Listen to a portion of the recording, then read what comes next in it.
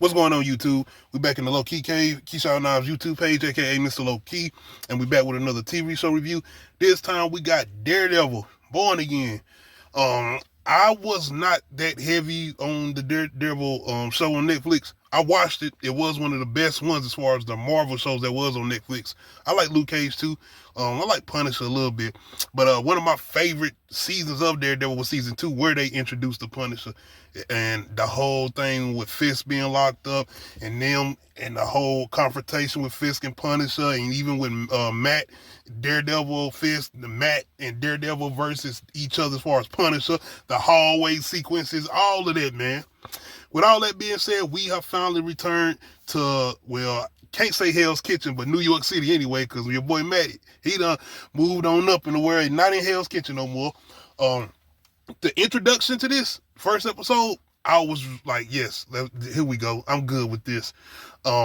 We do get I would say a kind of huge, tragic moment that happens at the beginning of episode 1. We get I would say a semi-good fight sequence, because I was thinking, like, if y'all gonna introduce it like this, y'all about to go above and beyond, and are y'all gonna try to do something to kind of up the ante as far as the action sequences, being that y'all on Disney now. Like, not to say nothing about Netflix being lackluster when it comes to putting the money behind shit, because they show, being that they didn't have the money that I feel like Disney does have, and you can kind of see that with the way this nigga flying around now, because he was not doing all this flying in the Netflix show.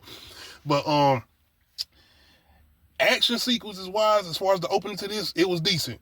Like I said, we got the return of Bullseye, of course, and they already showed the clip online or whatever, but just opening sequence and them having a very traumatic event happen to Matt, it was a pretty good reintroduction back into the world of Daredevil or whatever.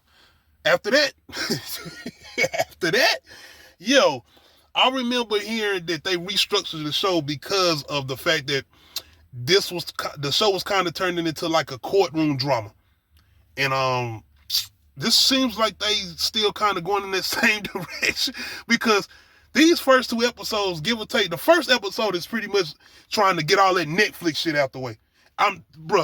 The way they are trying to make sure they let you know, like, yeah, we gonna be doing some of that cool ass Netflix shit, but as far as characters that was from the show, as far as like even Hell's Kitchen, they making sure that first episode that they are sweeping, like they cleaning and making sure ain't no that Netflix shit. That was cool, but this Disney, this Marvel now, y'all over here with us now. Y'all over here, come on over here. Y'all better come on over here.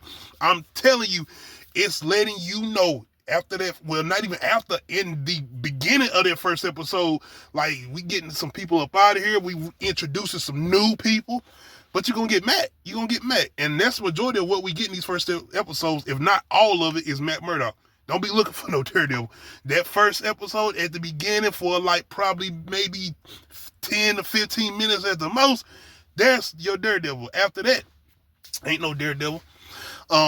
I do like the reintroduction to the Fisk, because we know outside of the Netflix show, Daredevil and Fisk have came back into the fold throughout some cameos and some of the MCU shows, and even with Matt, aka Daredevil, and him making an appearance in Spider-Man movie and in the Echo show, if I'm not mistaken. So they have kind of came back into the mix, and She-Hulk. I forgot She-Hulk. But as far as overall this show, it's more so just getting the characters. It's the build-up of really Fisk and Matt, and them kind of having their little confrontation, especially the first episode where they're at the meetup in the diner and they having a Al Pacino and Robert De Niro moment from Heat and shit. And it's a pretty good exchange between the two as far as the dialogue, and it's more so of them just warning each other, like, all right, I see you trying to do some new shit, but if you go back on that bullshit, I'm gonna be right there. And both of them pretty much telling each other, or pretty much threatening each other in some form, more professional. But I would say you see the MCU little sprinkles. It's not heavy, but even with the humor, this shit is all serious. Don't get it twisted. This tone is very much serious. Still, it's like Marvel cannot help. Like, can we just dab a little bit of that human? Just a little dab. But it doesn't hurt anything. But once again, the show starts to structure stuff, especially after that first episode, because like I said, the first episode ain't doing nothing but reintroducing us to Matt and his new life, making sure they get the Netflix shit out the way, and kind of reintroducing us to Fisk and what he has going on, and the situation between him and his wife, and him being missing from the organization for a minute, and him coming back wanting to run for mayor. So now you got but this pretty much back and forth with Matt and Fisk as far as him becoming mayor, and do we believe him, and the whole thing with Matt putting down the mantle as far as being Daredevil because of the events that happened at the beginning of the first episode. Going into episode 2, it turns into a full-fledged Law and Order SVU episode. I'm not kidding you. Like, it turns into that. Outside of the, like, just the courtroom drama shit. And that's what I was saying. I was like, yeah, no, this is a courtroom drama. I do like references to characters that I would think, I know we're going to see the Punisher, but they're giving them hints of Spider-Man. They don't say Spider-Man, but they say this guy in a spider suit as far as vigilantes, because this is the whole thing with Fisk now, him coming in and kind of trying to put this stronghold on vigilantes. So that's an interesting thing that I am looking forward to moving forward with the story or whatever. But besides that, like I said, we're not getting nothing at all from Daredevil, and I'm pretty sure we're going to get that in the next episodes. I'm thinking after these first 2 episodes, it's all going to be Daredevil, especially the way episode 2 ends. Because I didn't even like the whole cop angle bullshit they was doing with the evil cop. You know, man, it's just like, are we barely about to go into some like political type shit? Give or take, I get the whole Fisk storyline and them leaning into that with this, even though I kind of feel like this was a little separate situation that was going on. But yeah, these first 2 episodes, they decent, but if y'all wanted to let us know that this ain't gonna be like the Netflix shit, I see.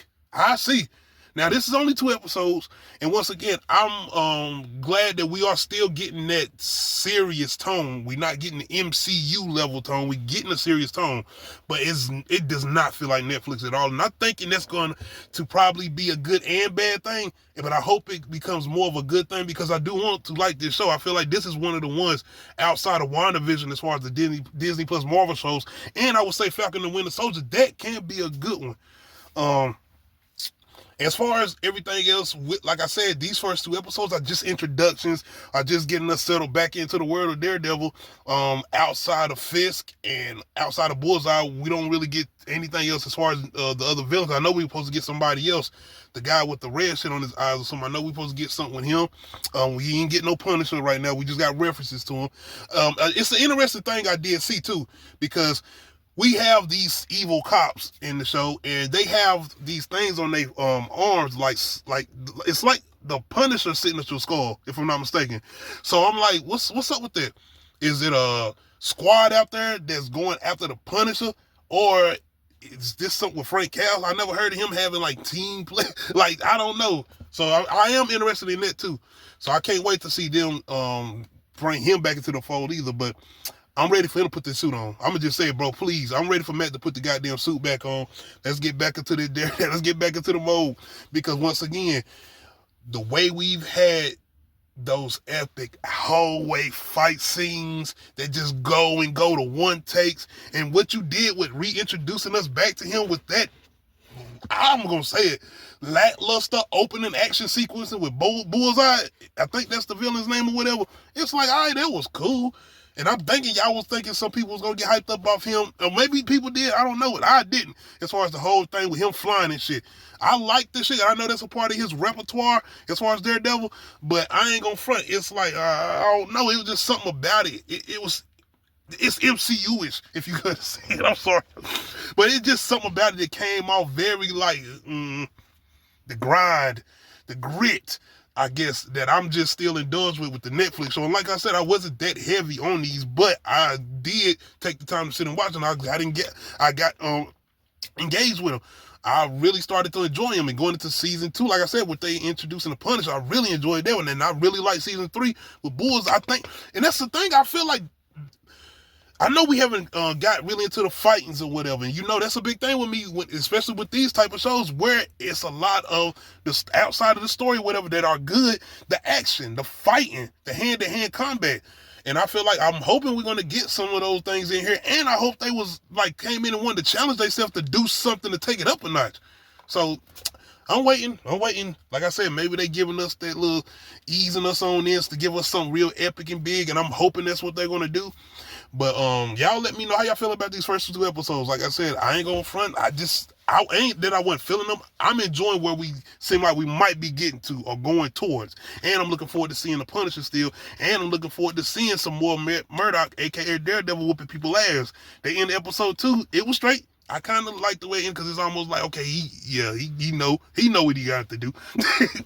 But y'all let me know how y'all feeling about these first 2 episodes of Daredevil Born Again. Make sure you hit that like button. Make sure you hit that subscribe button. And make sure you hit that notification bell. Let you know when I upload new videos. Other than that, we out.